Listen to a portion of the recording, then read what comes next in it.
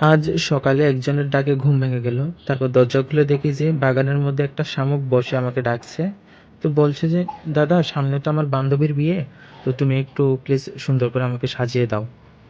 তো আমি বললাম, "ঠিক আছে, আমি সাজিয়ে দেবো, তবে ৳10 লাগবে।" তারপর ও বলল যে, "ঠিক আছে দাদা, আমি ৳10 দিয়ে দেবো। তুমি তোমার মতন করে সুন্দর করে সাজিয়ে দাও।" তারপরে আমি ১ম এ ওকে আমার গায়ের রঙের মতন কালো রং করে দিলাম।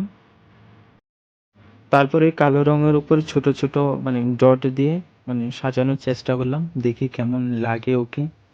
তারপরে ও বলছিল যে, "দাদা, এমনভাবে সাজিয়ে দেবেন যাতে বিয়েবাড়ির মধ্যে সবাই আমাকে দেখে একবারে অজ্ঞান হয়ে পড়ে যায়।" তো আমি বললাম যে, "আপনি চিন্তা করবেন না, আমি একদম সেভাবেই সাজিয়ে দেবো যাতে বিয়েবাড়িতে আপনাকে দেখে সবাই মাথা ঘুরে পড়ে যায়।" জি। তারপরে আমি আমার মতন করে ওকে বিভিন্ন রং দিয়ে ছোট, ছোট করে সাজিয়ে দিলাম।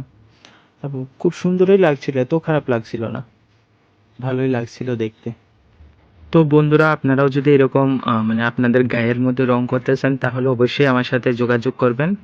তো আমি ফাইনাল লুকটা দেখিয়ে দেব কেমন লাগছে ওকে। তো আপনারাও জানাবেন যে কেমন হয়েছে সাজটা।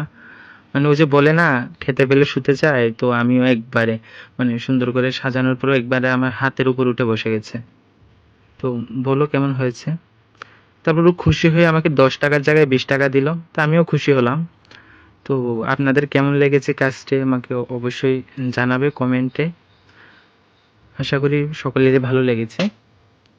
তারপর ও বলছিল যে, "দাদা, একটা সেলফি তুলুন না, দেখবো কেমন লাগছে।" তো আমি বললাম, "ঠিক আছে।" তো একটা সেলফি তুললাম ওর সাথে। তো বন্ধুরা, যারা এখন আমার এই ছোট্ট পেজটি লাইক ও ফলো করোনি, তোমাদের লাইক ও ফলো করে দেওয়ার জন্য অনুরোধ রইল। আর অনেক, অনেক ভালো থেকো তোমরা, সুস্থ থেকো আর হাসি খুশি থেকো।